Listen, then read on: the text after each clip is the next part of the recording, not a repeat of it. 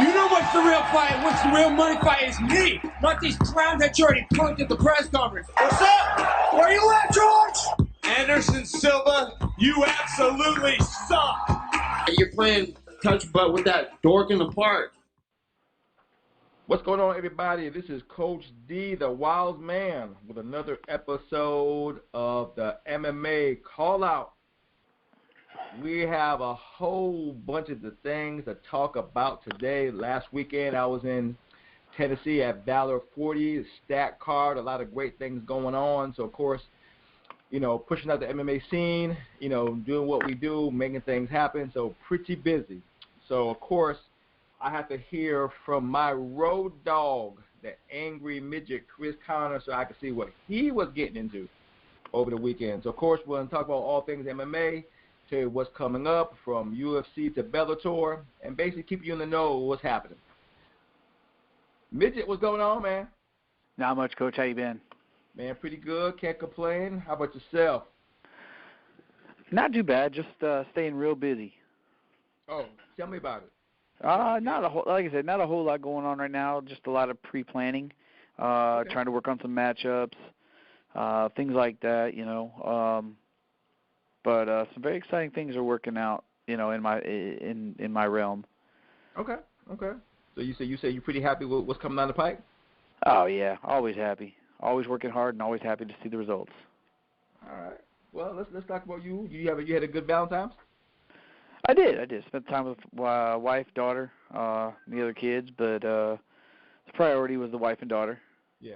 So that was a good time. We just kind of chilled out, exchanged a little bit of this and a little bit of that, and then just kind of watched the movie as a family. Oh, well, there you go. That sounds like a good Valentine's for me. Same thing. I took it easy, man. Though, you know me, I do too much in my normal day to try to go out of my way to do extra stuff. So I kind of took it easy and made sure it was nice and quiet, not too much chaos. So I had a quiet time myself, man. Quiet time. All right, man. Let's go ahead and get in some things. Did you see UFC 208? I did. A little bit past my bedtime, but you know, for the UFC, I try to make exceptions. I know that's right. Well, of course you heard all the controversy going on in the main event and the co-main event. So how about that? Yeah, you know, and I'm not, you know, I always hear the adage, don't leave it to the judges, but it's never just that easy, you know. Exactly. You know, I hear people, you know, oh, they shouldn't have left it to the judges. It's not always that easy to finish a fighter. You know, there's a lot of factors that go into it, and I just, again, you know, you're going to have fights go to the judges. You know, and whether we agree or disagree or agree to disagree, it's the judge's call. Yeah. And, you know, through social media and stuff, talking about both those fights, they're like, oh, those fights need to get appealed and this and that. And just for the average fight fan, God love you for being passionate about your fighter. Mm-hmm. Thank you. I know that those fighters appreciate it, but when a fight goes to the judges and your fighter didn't win it, whether it was blatantly obvious that they did and should have, but for whatever reason the judge didn't see it, just because the general population, and in some cases the statistics, show that fighter should have won, that is not grounds to appeal the fight. There has to be a technical or a regulation violated in order for them to reappeal a fight. Okay, hold on. Did somebody try to... Oh, it's all over social media. I didn't catch that. On which one? Both of them, actually. The co-main with Silva and Brunson, and the home Doratomy fight. They were like, these need to be appealed and get them run to no contest. Mm-hmm. And I'm just like, what grounds? All right, I'll say this: the Holly Holm, the main event, Holly Holm and Jermaine Doratomy, you kind of have a case on that one. There were two instances that Doratomy threw punches after the bell. So you could that could go into review, and I don't know if Holly Holm's team is going to do that or not. Okay, now I would at this point I would agree with you based off what I know. But did you hear that interview with McCarthy? I forgot what podcast he said, but he explained exactly what the 10-second bell, the 10-second clap, what that actually means, and how it played a factor in Holly Holmes' fight. You know what I'm talking about? Yeah, I had heard something of it, but I don't remember it off the top of my head to speak intelligently about it. But again, that's the only one that has even a possibility of getting re-reviewed. Mm-hmm. And again, McCarthy's the man, so you can't argue with him. Yeah, well, what he said the 10-second clap is primarily for the referee to get in position to stop the fight. The clap doesn't mean, according to how he said it, he said the fight is not over. When the bell rings, the fight's not over. It's over when the ref stops it. And again, that's what I'm saying. And I read into a lot of the judging. I spent the week and weekend reading into the judging. Mm-hmm. You know how they're supposed to judge things and how they're supposed to weigh things. And you're absolutely right.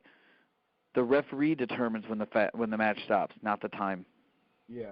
So of course, then that could put a lot of emphasis on poor refereeing, because both times the ref was not in position to stop additional strikes on both occasions. He wasn't necessarily out of position. Okay. Like I said, and that's my opinion. And again, take it for what it is, and I'm sure the people listening will do the same. But he wasn't necessarily out of position. So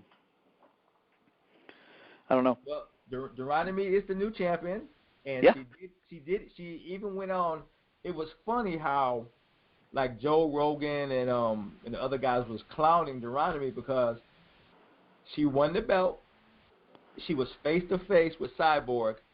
She gets back in the post-fight interview and go, "Oh my God, my hand is damaged. I might not be able to fight." Instead of calling out Cyborg, say, "Hey, I'm ready to do this," the first thing she said was that my hand is hurt. I need to go get some time off. So all the media was like, "She blew it. She blew it. She blew it. She blew it." You know what I'm saying? If you want to set yourself in stone, then you call out the person who's known for being the number one person at 145, which of course is Cyborg, which she did not do, but she decided to give Holly Holmes a rematch. What do you think on that one? Everybody's tough until they're face to face with that person. Yeah. I mean, there are grown ass men out there that will not fight Cyborg. Yeah. She's not unbeatable. She's lost in, I think, Muay Thai or kickboxing. So she's not unbeatable. She's just super tough, and she's tough to beat. Mm-hmm. So, I mean, I don't think there needs to be a rematch with Holly Holm. I think that the division was created for Cyborg. Mm-hmm. Cyborg, had she not had her issue, was not under investigation, I think she would have been in that fight. Now that division has a title, a legitimate title at 145, I think Cyborg will come in and handle her business, and champions are supposed to defend. Yeah, I agree. I've said it from day one. Champions defend, and it doesn't matter who you are. As a champion, you do not get to pick and choose who you defend against. You find the next number one person. Okay. Right now, number one person is Cyborg. Yeah.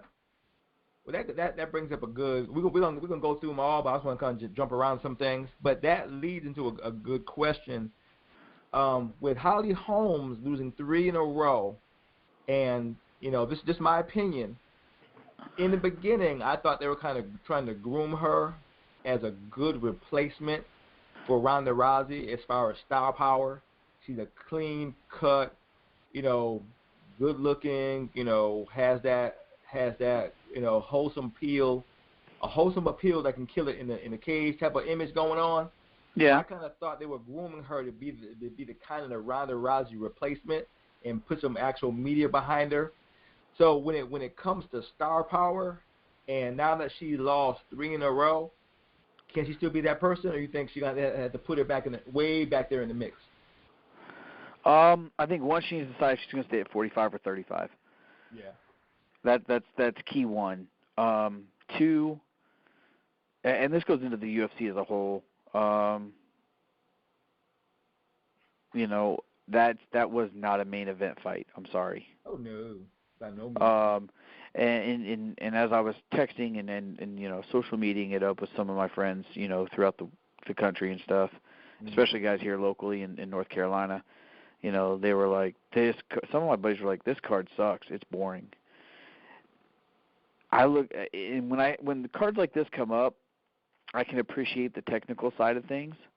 You don't have the knockouts and the brawls and all that stuff. I mean, but it comes into star power. I mean, Holly Holm and Jermaine Dorotimi, not stars. Brunson and Silva, now that's a star. That's star power. Yeah. What's it I think they had those flip-flopped. Because exactly. you have to give proper respect. You have to give proper respect for a title fight. Yeah. But it doesn't have to be the main event. Okay, but see now you want to give it some title shots, some props. How about the Conor McGregor and Nate Diaz main event, and they had a title shot under them? They didn't get top billing. You know what I'm saying? So and that's my point. Now? I think they messed up in not making the Brunson Silva fight the main event. Yeah. Because that was the main event. There was a lot of people I talked to that literally turned the TV off after that fight. But that's sad. Because they were like, I don't know who. They're like, I know who Holly Holm is, but since she beat Rousey, she hasn't done anything. And they're like, who is Dorotimi? Mm-hmm. But everybody knew who Anderson Silva and Derek Brunson are. Yep. So I think in that respect, I think sometimes they're out of order. And it is what it is. But no, I think the UFC is trying to. I really think the UFC should dial back a couple of notches, because they're losing stars, or they're putting their eggs in one basket. Sage, Paige Van Zandt, some of these up and coming people that they're trying to develop, and they're making them stars way too soon, and then they lose, and people lose interest. Mm-hmm. People like winners. I was listening to a podcast with Masvidal. Is it pronounced Jorge Masvidal? Yeah. Yeah. He had an interview on a podcast with him, and they asked him how did he feel about people potentially getting shots ahead of him. And he like, man, he like, I get it. I may not like it, but I get it. He says, star power. If you got 100,000, Twitter followers, or you got 500,000 Instagram followers, that's what the game is all about. He said himself, he goes, that's what they're buying into. They're buying into that branded image that they can bank on, which of course waters down the sport of MMA completely. He said, I don't like it, but I get it. So I can't knock a guy if he has a legit hustle. Now, then he went to the sport of it all. Of course, all of it sucks, because you're not, who the hell wants to see, and then he brought up, certain fighters, he said, who wants to see this fighter and that fighter? They don't have no recognition as far as their win record in the cage. Because they're popular, they get chosen. So, yeah. So, well, you have two types of stars. You have the stars, Paige Van Zandt, Sage Northcutt. They are stars in the media. Mm-hmm. And then you have your other guys, Jacare. He is a beast. Jorge Masvidal, Max Holloway. Mm-hmm. Glover Teixeira. And a lot of these guys were on this card, but people don't necessarily remember who they are or don't know them because they're not in the media every other week. Think about it. Why do people remember John Jones? He's constantly in the media. Constantly in the media, good or bad, right? Good or bad, yep. But his name is always in somebody's mouth. Mm-hmm.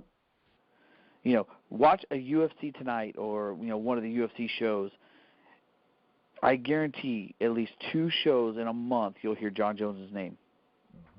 The dude's not even cleared to fight yet, and they're already trying to book him against Daniel Cormier, or the winner of Cormier and Rumble Johnson. Mm-hmm. He's not even cleared to fight yet, and they're already trying to book that. Yeah. And like I said, and you get it. Like I said, it makes that. I guess that's the downside of when you're trying to grow a sport or grow a particular brand. You know, the only way to grow it is to introduce new fans. You know what I'm saying? But those new fans are casual fans. I think it was either Joe Rogan or I forgot one of the other podcasters. He says, you know, who are you marketing to now? You know, are you marketing to the casual entertainment fan, the fan that, you know, all they want is to be constantly entertained? They don't really care about the sport. They care about entertainment. So whether it was a reality TV show or was it 2 people getting in the cage, as long as they're entertained, they're going to engage. Sure. Or are you catering to the diehard fight fan who wants to see fighters go up the rankings, get the belt, and become stars, only because they went up the rank and got the belt and they earned the right to be a star? You see what I'm saying? No, I do, and honestly, you're comparing 2 business models. You're comparing the WWE business model of entertainment to the boxing model of winners fight and winners get paid. The UFC, being the stepchild that it is of the 2 events, hasn't quite found that balance. Because they want to bring in the new crowd, the entertainment crowd, but they also want those diehard guys. And they haven't figured out how to bring that balance in. So, it like I said, it's kind of interesting, but it's something's got to get figured out because you've got people headlining events that nobody knows. That was not Holly Holm, and I like Holly Holm, and I think Jermaine Durandamy is a hell of a striker. But that was at best a fight night main event. Yeah. It was not a pay-per-view main event. Because I'll be really honest, I could care less if that fight was on the card for this pay-per-view. And you see, they had a hard time pushing it. If you think about it, it didn't get that much fanfare. It didn't get that much press. You know, it got thrown out there a little bit here and there, but nothing like you would see a title fight get pushed. You know. Well, and that's the other problem is, it seems like every damn show is a title fight of some sort. Yeah. You know, so what makes a title fight worth it? When it's special, when everybody, the casual fan and the diehard fan, can get behind either the red corner or the blue corner. That's what makes it a title fight. That's what makes a show interesting.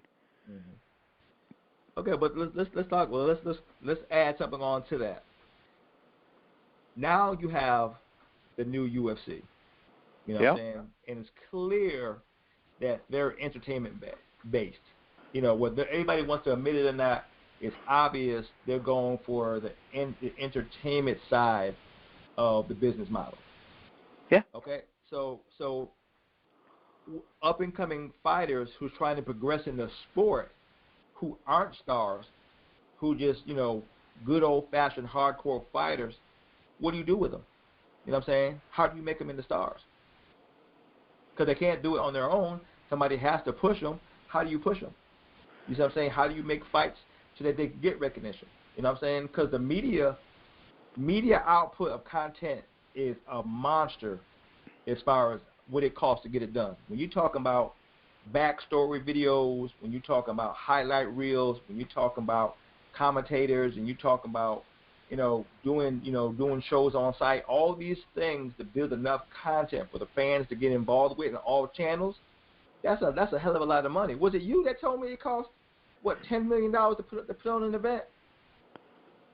It's somewhere in that range for the UFC. That's just their fight card. Yeah, either I read it or you told me. Somebody told me. So could you imagine trying to spend $10 million per fighter that you want to push? You know what I'm saying? There's almost no way you can do it if they can't carry it on their own. Well, and look at Cody Garbrandt, prime example. Literally 12 months ago, nobody knew who the hell he was. Mm-hmm. Works his way up through knockouts and getting talked about, kind of not running his mouth, but being confident in his ability. Mm-hmm. He got himself to the number 5 ranking and then talked the rest of the way into a title fight. Mm-hmm. And actually, I had that debate on Facebook. I put a post out. Yeah, it was. I had put Michelle Waterson, Cody Garbrandt, Max Holloway, and one other. I can't remember which one it was. And I said, which one of these will be the breakout star of 2017, right? And one guy came at me and he goes, Cody is already a star. I said, Cody is popular, but he's not a star. Okay, he may be popular with hardcore fans, but he didn't break out until he mollywopped Dominic Cruz. And once he's done that, then everybody goes, okay, who is this guy? Yep. Because every media outlet wasn't talking about Cody Garbrandt until he got that fight with Dominic Cruz, and then they really were talking about him on all media outlets when he beat him. Well, that's not true. He was making his way up the star ladder, if you will, through his knockouts. Mm-hmm. You know, and when you got Brian Stan and even Dominic Cruz saying, you know, you got to keep an eye on this guy. And Dominic Cruz said, I have to keep an eye on this guy. Mm-hmm. That starts people, the hardcore fans, going, "Ooh, wait a minute. If Dominic Cruz says he needs to look at this guy, we need to look at this guy." And then it started coming through, and then he had another knockout and this and that, and then he started, respectfully calling out Cruz, and then it got not respectful. So, he did. I think Cody Garbrandt did it the best way you can do it. Oh, he backed up everything. Yeah, backed it up to the nth degree. I mean, if that fight would have been a knockout, drag-out fight, and a lot of back and forth, he would have got a lot of credit for putting on a great fight with Dominic Cruz. And if he would have edged out a victory, then they said he got lucky, or we had to run it back because this is Dominic Cruz. But it was the way that he freaking beat Dominic on every aspect of the fight that you can quote the fight on is why he became that superhuman guy. Because no one was supposed to be able to do that to Dominic Cruz. You know what I'm saying? Oh yeah, no, I got you. So you see, okay, let's roll with that. Okay. Okay. So we talk about star power and how you get there. Okay. Is it management's responsibility to get a fighter to that next level, or is it a fighter's responsibility? I think it's both. They have to work together. Okay. If you have a fighter, well, you hear plenty of fighters go, I don't talk about money. That's my manager. He handles all that and all that kind of good stuff. How much does a manager actually handle, and how much does a fighter actually handle? The manager and the fighter should be working together. Okay. Because each fighter is different. You have some fighters that run their mouths. Conor McGregor, prime example. Mm-hmm. And I'm only using big names because the casual fan won't know the regional names that I would use. Mm-hmm. Now, you know what? I'm going to use the regional names. Okay. You got guys that run their mouth. And there's various ways to run your mouth. You can run your mouth and be an asshole. And there's those guys around this, in the southeast region that do that. And some would say Jamie Pickett is one of those. Mm-hmm. And he was just on the show, a week and a half ago? Yeah. Yeah, so, and it's a matter of perception. He kind of comes off a little cockier than some, mm-hmm. and others could probably talk circles around him. Who knows? Then you've got guys that are studs, and like Cody Durden out of NFC. Mm-hmm. He doesn't talk a lot of smack, but he does talk, and he backs up. So far, the dude's sitting at 4-0, and he's He's pretty well handled. Mm-hmm. He's very level-headed, but don't cross him or he'll call you out on stupidity, which is respectable. Mm-hmm. And then you've got some fighters. Okay, hold on. Let's stay right there. With those two fighters, based off your opinion, who's more popular and why? It depends. Okay, so that's the question. Is it fighting in the cage and your win record, or is it what you do outside the cage to get people to pay attention to you? Well, you're looking at two fighters that have winning records, very good winning records. Yeah. So obviously they're doing something to back it up. Mm-hmm. And then you have that crowd pleaser, that good old boy that talks to people. Keith Richardson's one of them. Yeah. Alan Crowder, he's another one that's a good old boy. Doesn't talk a lot of smack, but you know what? He has no problems talking to everybody and anybody. That's Dewan Owens. Yeah. Hell, Doomsday Howard. Really cool, laid-back guys that have a lot of knowledge. They're good old boys, and they're respectful, but don't cross them. Mm-hmm. Because they'll call you out on stupidity. Mm-hmm. They talk respectful. They do good interviews. They can handle themselves in an interview. So those guys, they tend to. They may not get all the attention, but they get the right kind of attention, in my opinion. Mm-hmm. Because mom and pop can relate to them because they're not disrespectful. So are you saying that's enough?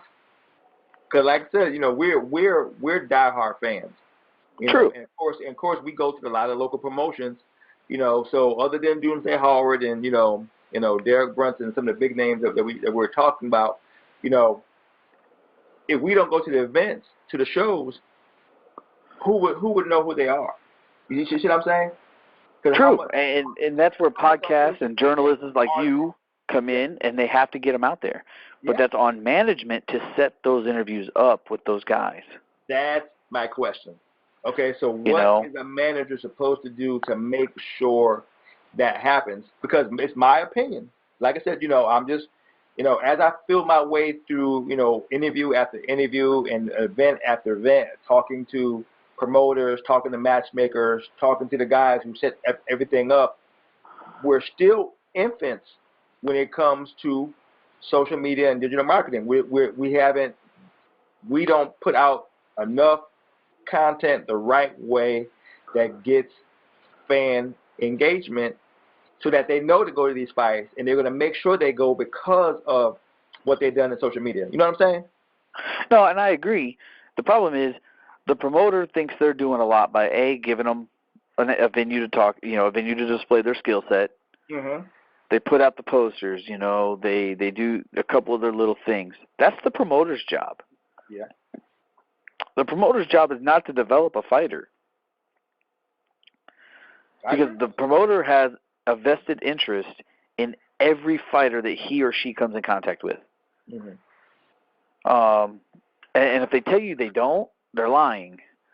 Because if the fighter doesn't, and this is the thing, there's a balance here because the promoter needs to promote the event, but if he doesn't have fighters, he doesn't have an event to promote. Mm-hmm. So the promoter's going to promote who he or she has worked with before, and who has proven to work well with them. And then the manager of a fighter, and this is assuming a lot of guys on the regional scene don't have managers, and they're wondering why they're not getting signed to, they may fight one promotion.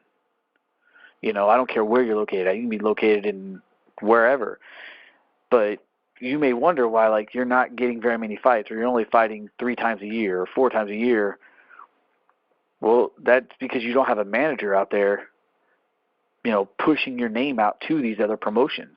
And when you push your name, when the manager pushes these names out to these other promotions, you're going to have that promoter who may be working with a podcast or working with a journalist or working with somebody saying, hey, get a hold of this guy. He's on the card. We need you to work with him. Here's his manager's number. And the manager's going to, pick up the phone and be like, hey, yeah, we can work. Let's do this kind of interview on this day. Can you work with that? And the manager schedules all that because he knows the fighter. So he knows what the fighter's schedule is. He knows what he can and can't do. And so now you got a fighter, say, out of Missouri, who's fighting in South Carolina.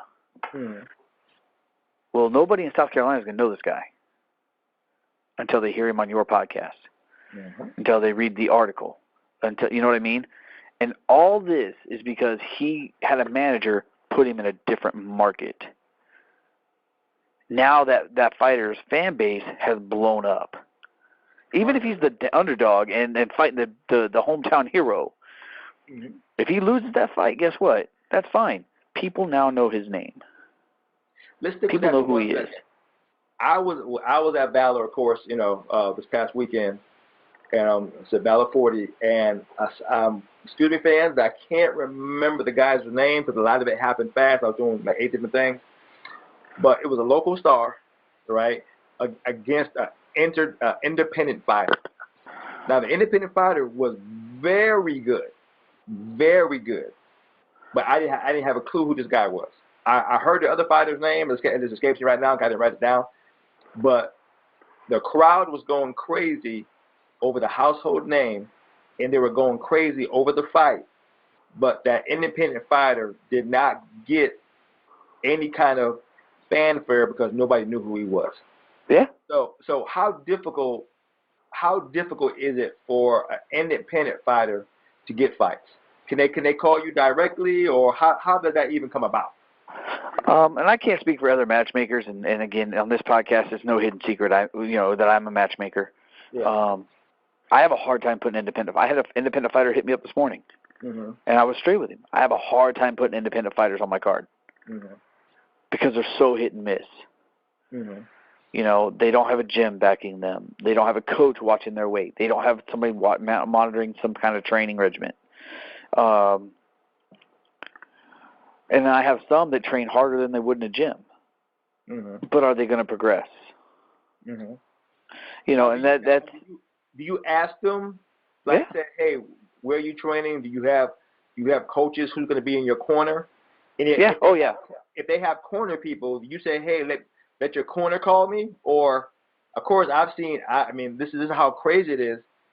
The fight we seen in Valor, I actually think his girlfriend was in the corner. But this guy was a monster. You know what I'm saying? Yeah. So luckily, he had the skill set to carry his own water. But what if he didn't? He actually had his girlfriend in the corner. Here's the funny thing.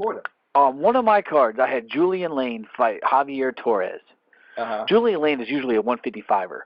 Comes up to 185 to fight Javier Torres, who's usually a 170 fighter, but just due to the situation, it was a 185 fight. It was a phenomenally technical fight. Like, oh my God.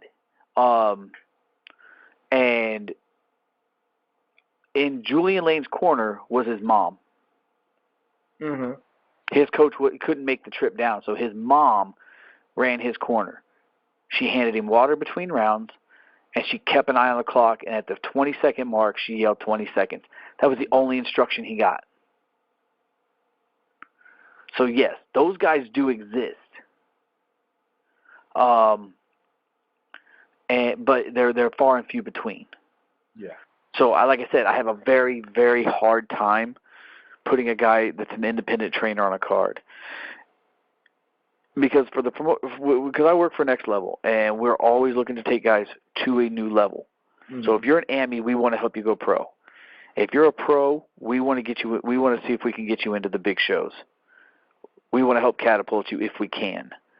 If you're an independent fighter, how can I catapult you when you're going to get stagnant at some point? And I can't do anything about it. Yep, and you can't track that progress. There's no way for you to go and say, how do you train today, and what do you train on? Well, I was in my backyard doing this. That's not structured training. You know what I'm saying? Like jiu-jitsu or striking, or that's not constructive, laid out training that you can see the progression. You see what I'm saying? So yeah, I get you on that. But let me ask this question. So, what actually is a job of a manager? I know you said a couple of things about helping an amateur get to a pro, or pro get to the higher promotion. Well, no, that's just what we do at Next Level. That's our progression as a promotion. Okay. Is as those guys progress, bringing in guys to help them progress in matchups. Mm-hmm. It was told to me a long time ago when I first became a matchmaker, just put two guys in the cage, let them beat each other up. The crowd will love it. And I was like, there's got to be more to this than that. Mm-hmm. Thank God I did not listen to that advice. But my point is, it's you have to, as a matchmaker, you kind of have to play manager to some guys. Mm-hmm. Because you got guys that will be like, I'll fight anybody. Okay, dude, no, you won't, because that's not even going to be a good fight. Well, I want to fight this guy. You're not there yet. Yeah. I've had guys call out. I've had Amis, 5 fights, and they're like, I want to fight for the next level title. What? Dude, you're not even pro yet. You have 0 pro fights. Mm-hmm. What are you talking about? Give me 5. You get 5 pro wins, I'll give you a title fight. And they come back to the next show with their pro debut, and I put them against another 0-0 guy as a pro, and they get demolished. Mm-hmm. Because nobody's having this conversation, and that that leads clearly into our next conversation, and that's once again talking about UMath and what they do. When you talk about amateurs going pro, I'll say this. Sometimes you don't know what you're going to get, but when you get it and it is done the right way, it is spectacular. I have to give Valor some props, because we had what, 6 qualifiers for UMath going into the national championships. All of those fights were very good fights. So it weren't two people thrown together to see what they can do. They were fighters with good records, and they were going into that fight with good momentum, with them. But they were amateurs, you know what I'm saying? But they came and delivered. It was very well done, and we got a whole bunch of good amateur fighters going into the national championship, which I thought that's awesome, outstanding, and that's the way it should be. I know the matchmaker and then the promoter over at Valor. Phenomenal job. I watched the progression of the card. Mm-hmm. All the matchups were legitimate. And I'm looking at them going, yeah. And that's the one thing that UMath does is, they still hold the final call if that's a good fight matchup to be a qualifier. Mm-hmm. And I know, I'm pretty sure Justin Brown was the UMath rep for that event, correct? No, it was Tim Brooks. Okay. Tom Brooks. Okay. So great guy. Tom Brooks had to sit there and look at those matchups that were listed as qualifiers and say yes or no. Mm-hmm. Just based on the fighter's merits, So, and that's awesome, because that allows a fighter to have a stepping stone. If you're a UMath qualifier, or if you're fighting at a UMath qualification fight, and you win, and you go to nationals, and let's say you place top 3, that's a pretty big accomplishment. Considering you competed against people from all over the United States, just not your own backyard, from everywhere in the United States. And you're not getting matched up. You're not getting matched up by a local promoter. UMath itself is going to take all those fighters that qualify, bracket them, and go, here, let's see what happens. Yep. So if you're the number 16 seed, you have to beat the number 1 seed just to stay in the tournament. Mm-hmm. And that's phenomenal. So imagine that guy that, the number 12 seed comes all the way through and wins it. He just fought guys he would never have probably seen in his entire life. So without a so he's had to progress. Exactly. That's the exact point. So without a great camp, without somebody overseeing you, without a manager making sure that you're in the right fights, to get battle tested, to get experience, to be able to, handle adversity and blah blah blah. You know how we do it. You know what I'm saying? You got to get seasoned. And stay at amateur till you're ready to go pro. Don't just go pro to get a paycheck.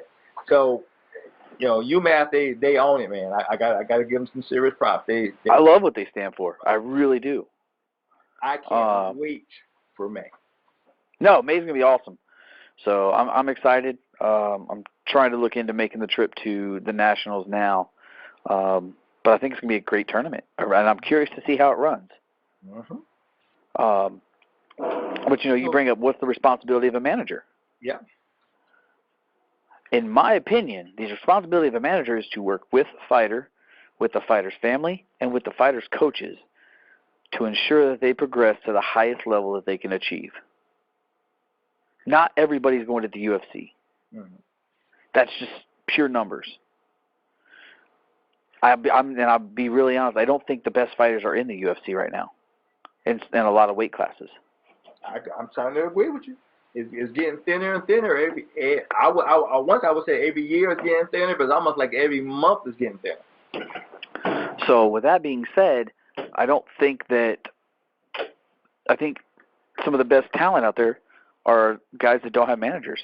Mm-hmm. Nobody's pushing their name out there. Mm-hmm.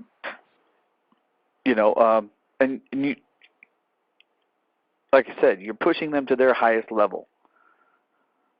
Some of these guys are only going to be the best in their region due to life. I get that. I'm cool with that. But let's watch you progress. Some guys are going to make Bellator. They're going to be world champions in World Series of Fighting or the UFC or whatever. And that's great, too. That's the way it's supposed to be. But if you don't have a manager that's working with you, then you are at a very serious disadvantage. That's a good question. What does a manager look for in a fighter? Like I said, you'd have to have, each manager is going to be different. Yeah. Some managers are looking for that one-hit wonder. Mm-hmm. And some managers are looking for a characteristic. Mm-hmm. Some managers will only work with certain gyms. Mm-hmm. So again, it comes down to, I can't answer that. What is the manager looking for? You put 10 managers in a room and they'll all tell you something very different. They got you. And some of it's a gut feeling. Yeah. Yeah. Yeah. That's because when you like I said, now that I'm fortunate enough to go to a lot of promotions, to report on the show and things like that, I'm paying a lot more closer attention, to what I'm looking at. Because before I was just there, as a coach. I was focusing on my fighter and my fighter's fight. That's pretty much it. Other than that, if I had a chance to watch some of the fights, great. If not, no big deal.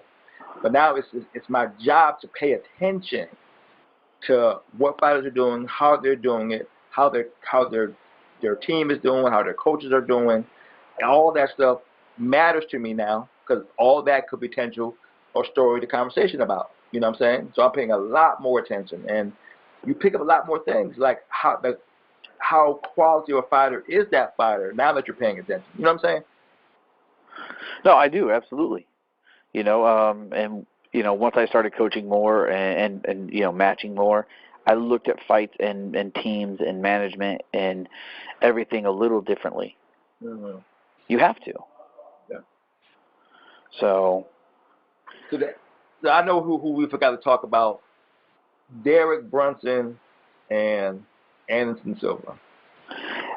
I'm going to be really honest. Derek put out a really good post on his social media. And he straight said, he goes, I'm done with it. The last words of that post were, I'm done with this subject. I'm moving on. Mm-hmm. And I think this subject's been it's a dead horse at this point.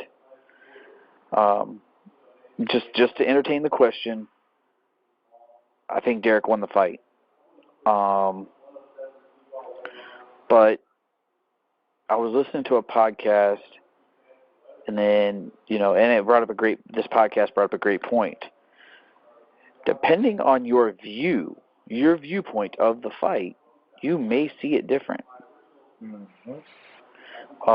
And with the way the scoring system is set up for mixed martial arts now, you could have a 10-9 or a 28 or a 27-30 or 27-29 fight, or a 27-28 and a 27-28 fight, and either person could argue and be right. Mm-hmm. So I don't think it's necessarily a education thing. I still think we haven't, as an MMA community, have not nailed down how to properly the scoring system itself for mixed martial arts. But think about that. Now, Anderson Silva is 41. Okay, he's been to the mountaintop. He's been champion. You know, there's a good chance that he's not going to be champion again. Right. Okay. Then you have Derek Brunson, an up-and-coming fighter, trying to make his bones. This is probably would have been his biggest his highest profile fight that he would have had up to this date. Okay.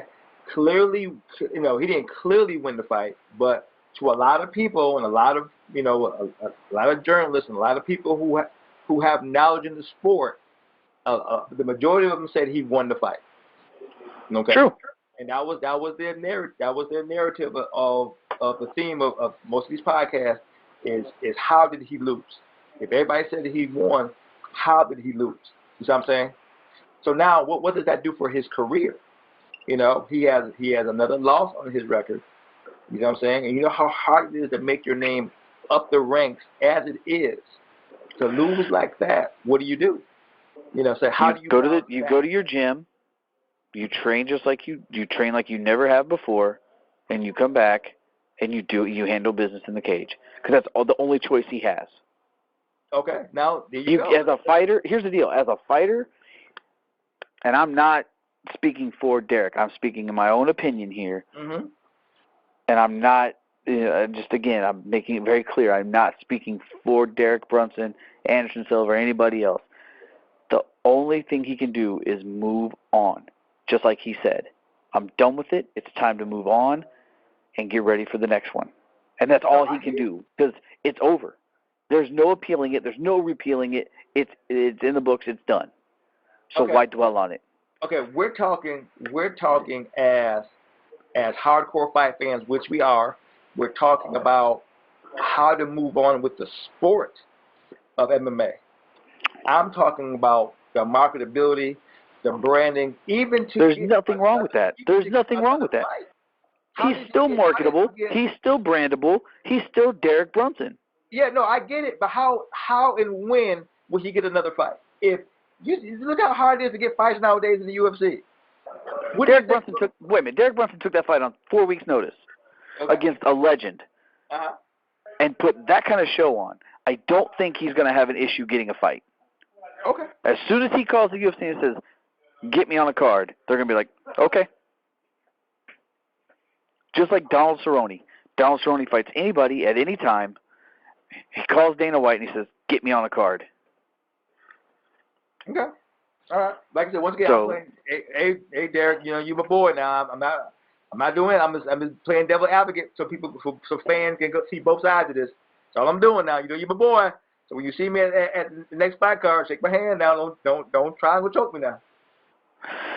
No, and again, I don't think it did anything negative to Derek. Yeah. Derek's still a hell of a fighter. Okay, so you think because it went down, it just both of them stay the same? Yeah. Okay. I can go with that. I mean, again, I'm not in the UFC. I'm not, I am definitely not Sean Shelby. Mm-hmm. But I don't see where that fight didn't hurt Derek. Because when you have the president of the UFC coming back and saying, "I thought Derek Brunson won that." Here you go. Boom. But he also said, "I don't have control over the judges." Yeah. And I think, he goes, it was up to the judges. That's what they saw. We can't do anything. Yeah. He goes, and nor would I want to. And I think you're right in that aspect. Everybody who needed to say something said something. to where the right people who listen would have heard that. So you're right in that aspect. You're definitely right in that aspect. Okay, cool. All right, man. Let's switch gears, man. Let's go ahead and talk about Bellator. All right, Bellator is Friday night, and honestly, this is a Bellator fight card that I'm truly excited for. Really? Yeah, the main card is solid, and at this point I would definitely expect nothing less than a solid card from Bellator at this point. If you're a hardcore fan like you and me, you're gonna watch the prelims on Bellator, SpikeTV.com. Mm-hmm. But if you're just the average fan and you got nothing else to watch on a Friday night, you're gonna watch the main card. So on the main card, you're gonna have the opportunity to see two up-and-coming females in the flyweight division. Brooke Mayo making her pro debut at 125 pounds, and Veda Arteaga. She's 2-1, so you never know what you're going to get with what I call baby pros at that point. Chet Congo and Ole Thompson. That's going to be a good one. Hold on 1 second. Let's go back to the females. Okay. How would you rank level of star power? Being a female fighter at Bellator and being a female fighter at Invicta. Where do you see their star power? Do you think it's equal? No. The UFC, Invicta is a direct feeder for females into the UFC. We've seen it with Angela Hill. We've seen it with a couple of other fighters as well. Mm-hmm. Bellator is developing their female division or divisions. Mm-hmm. And I think they have some stars, but Bellator itself is still playing catch up to the true overall star power of the UFC. So there's no shame in fighting for Bellator. It's actually a huge honor if you're a fighter to get that Bellator call. But at the same time, everybody wants that UFC call. Okay, so you're saying from a business move, if you're a female fighter and you had a chance to go to either Bellator or Invicta, you're saying go to Invicta because you have a better shot of making it to UFC? Is that you're saying? Historically speaking, yes. Okay. And that's all I can really say about it is historically speaking. I got you. So, I was just curious. I was curious what your take on it. I always wondered that. I try to do as much research across the board on both to see how they match up social media wise. And I look for a fighter from Bellator, how far would they travel? I look for a fighter on Invicta, how far they've been traveling. Blah blah blah blah. So I was curious. You got a heavyweight fight with Chet Congo and Ole Thompson, two veterans of the sport. It'll be a cool fight. You think Chet Congo is still in the game? You think he still got it? Well, it's hard to say. Thompson? Yeah. It's hard to say. I think Chet's on his way out. He's been around the sport for a long time, man. I mean, the dude's looking at 37 fights. He's been doing it for a minute. But there's a couple of brawlers on this card. Josh Thompson and Patricky Pitbull. This is going to be a brawl. Both of them love to stand and bang. It's the lightweight co-main event. It's phenomenal. Either one of them could put the other one out in a heartbeat. Is Josh Thompson coming off an injury? He's been silent. He is. Okay. He's fought for Bellator once or twice, and then he is coming off injury though. Okay. That's the co-main. You got a welterweight feature bout with Mercutio Alonso and Josh Koscheck. I've been a Koscheck fan for a long time. Again, wrestling background, phenomenal striker. Hits hard as hell. This will be his first fight in Bellator. So it'll be interesting. Him and Paul Daly have definitely crossed words before. So it'll be interesting since they're both now in Bellator how that plays out. Yeah. And then you got the main event. I know a little bit about Mauricio. I think I seen him maybe once. I think I seen a fight once before. So and for that fight, he looked good. So that's definitely a pretty good fight. I can see that being a solid fight. Well, the cool thing is Josh Koscheck. I don't know the details on it, but I know he spent a good 2 or 3 weeks in Raleigh training at Forge Fitness with Trevor Hayes and those guys up there. So I don't know if that means he's moving to North Carolina or if he was just doing some training there, because Trevor's a good trainer. So I don't know exactly the details on it, but it definitely, it's nice to see the guys up in Raleigh, North Carolina, getting some recognition and for their hard work and their knowledge. You know what? I think what we should do on our next podcast. I think we should do what makes a good camp. Yeah. Because you see, if you let's look at Demetrius Johnson. He comes from a camp that is not that big of a camp. You know what I'm saying? He's a primarily only talent that truly gets worked with. You know what I'm saying? Then you have a camp like AT&T who has 5 or 6 stars under one roof. You know what I'm saying? Yeah. Look at John, stuff like that. So I think that would be a good conversation for us to have next time. What makes a good camp? Why would you choose one camp over another? You know what I'm saying? Yeah. Well, here's the other thing. We can't let go of this main event for Bellator. Matt Mitrione against Fedor Emelianenko. Oh yeah. I mean, you can't. That's a main event. I mean, that is a true main event. Now Fedor, when was his last fight? Do you remember? Fedor's last fight. Let's see. Because then a Japanese promotion pay him like some serious money to fight on their card. Was it Risen? It might have been Risen. Because the last buzz I heard, he was in Japan, and somebody paid him some serious ducats, and he fought. And I for the life of me, I can't remember if he won. His last fight was Fight Nights Global against Fabio Maldonado in 2016. And what was that card? You say? Fight Nights Global. And that's out of where? I believe that is St. Petersburg, Russia. Oh, okay. Ooh, that's way off. All right, don't listen to me, man. Sometimes I might get it wrong. Jesus. And if I'm not mistaken, that might be the same organization that offered Khabib a $1 million fight. Mm-hmm. Okay. So, you think he's still in the game? You think Fedor? Oh yeah, Fedor would have taken that fight if he wasn't in the game. Okay, I mean talking about on that level. Oh yeah. Highest level of fight. You think he's still there? Oh yeah, he's there. I mean, the dude's only got 4 losses in 40 fights. Yeah, that's true.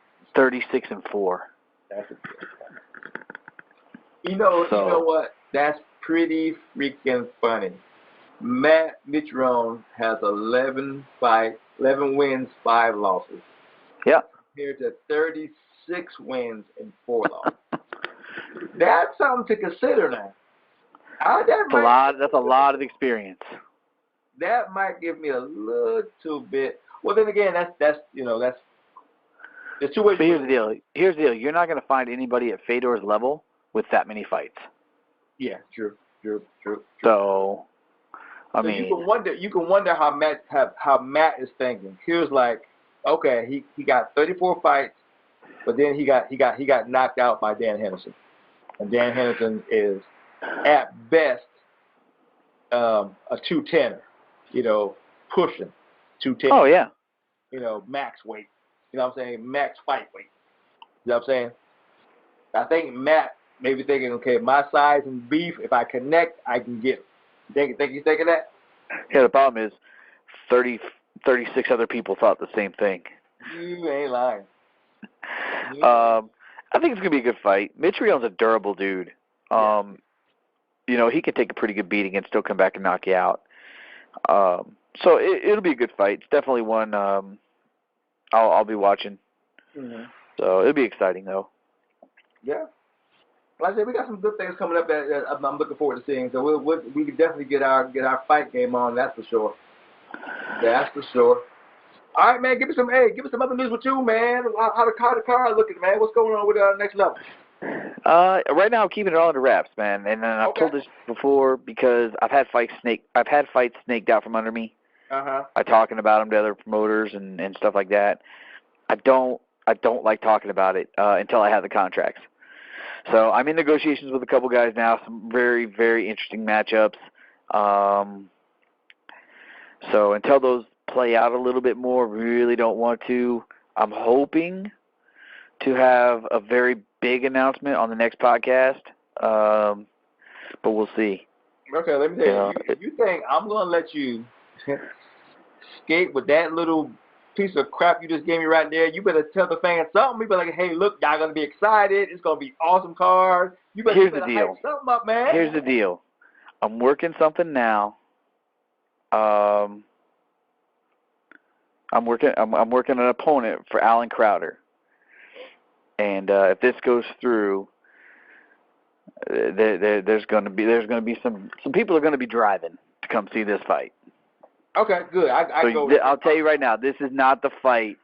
If you're in the Southeast region, this is not the fight you want to miss. Okay. Well, you heard that, fight fans, all the fans of the MMA Call Out. He gave you something, didn't he? He pulling like freaking. He said Alan Crowder is gonna good chance he gonna bring another killer to get Alan Crowder. If you saw his last fight, Alan Crowder did some freaking kung fu slam. Don't get me wrong, Chase is my man, but that slam was no joke that Alan put on you now. So like I said, if Alan brings that heat like he did last time, it's gonna be a fight to see. See, I'm teaching Chris how to carry some stuff on the air. He's getting better. He's getting better. But Chris, here's the deal. We are gonna have. Here's the deal. I'll give you a quick rundown. We're gonna have Chase on the card for sure. Okay. Chase Gamble will be on the card. Love that guy. I've known Chase for I've known Chase for a few years. So great dude. Everything works out, we will be having a female pro fight. Which is not something you see very often. No. We are going to have Crowder on the card. Love having Allen on the card. Such a good dude. No, that's good, Chris. You can leave it there. No, that's good. No, that's a good little. It's called a tidbit. That's a little tidbit. Well, hold on. I got a little bit more. Oh, you got more? Okay, what's true? Well, go ahead. Then. Well, our AMI 170 champion just reached out to me earlier this week. Said he wanted to defend because he was debating if he wanted to defend, go pro, walk away from the sport. He wants to defend, so I got to match that. And our 170 champion is who? Matt Johnson. Out of Tarboro. Okay. We got a couple guys that saw Mr. Chris Hurd's fight and think they can hang with him. So I'm in talks with some of those guys. I'm not gonna call their names out right now because they're talking to their coaches and we're working we're working some things out. And I still got to talk to Chris and confirm that he's good for the card. So there's a lot of names in the works right now. I'm trying to bring back Elias Briley. He put on an exciting fight. So again, I'm trying to push some of these guys that say they have a lot of talent, and the guys that I see a lot of talent in, I want to push them a little bit, and really see where they're at. But like I said, it's going to get interesting probably in the next week. I'll have some better news and some better things to talk about. Okay. When it comes to next level's card. You came back around. You went ahead and said, hey, look, we got some great things. Just pay attention. Keep your nose to the social media grinder so you can hear what we're gonna hear. That's what we want, man. You gotta let people know they can look for something to go with. Oh, trust me, I've got something for them. All trust right, me. I will always give it 120%. So they'll have something. You heard the angry midget. He said, look, he got some things brewing, and he about to let y'all know once it's 100% confirmed. But when he gets confirmed, it's gonna be that thing, y'all. So you heard him. He said it's gonna be something to see. So I ain't worried about it. Chris always delivers.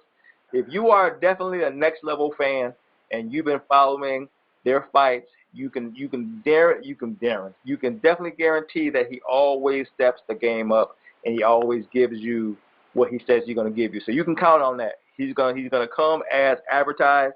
So I'm looking forward to it. If he says what it's going to be, that's what it's going to be. So I'm down with it, man. I'm down with it. Sounds like a plan. All right, if you need me, let me know now. Oh, I will. All right, hey. Well, we have reached that magic time. We're going to have to bring this thing to a close so we can get on to the next thing. So let's wrap it up, man. Let's wrap it up. Wrap it up, Coach. All right, this is Coach D, the Wild Man, and you have just had another episode of the MMA Call Out. Of course, I was hanging out with my road dog, the Angry Midget, Chris Connor, doing his thing as always he can. Until you hear from us again, make sure you are following us on YouTube, you are following us on Facebook, you are following us on Twitter, you're following us on Instagram. Anywhere you see the MMA Call Out or Fight Camp Promotion or Next Level, the Angry Midget, please follow us because we're trying to get better. We're trying to do what we do. If you like what we're doing, support us. Let us grow. If you don't like what we're doing, hit us up. Let us know what you would like us to talk about, and we'll bring it up. If it's some garbage, we'll tell you it's garbage. But if it's some good stuff that you want to hear, we'll put it out there and we'll get it done because that's what we do. So with that being said, until you hear from us again, peace out. You know what's the real fight? What's the real money fight is me, not these clowns that you already punked at the press conference. What's up? Where you at, George? Anderson Silva, you absolutely suck. You're playing touch butt with that dork in the park.